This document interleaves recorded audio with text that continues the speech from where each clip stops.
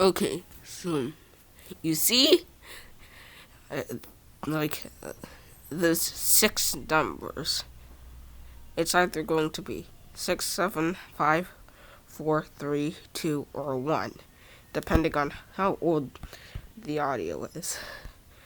So you're going to type in the numbers.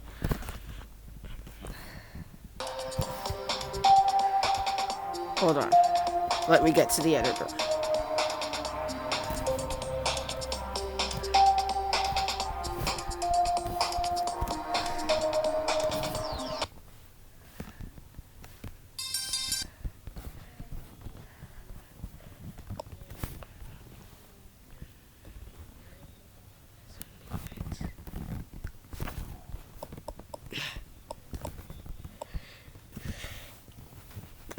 Make sure that you typed the audio ID correctly.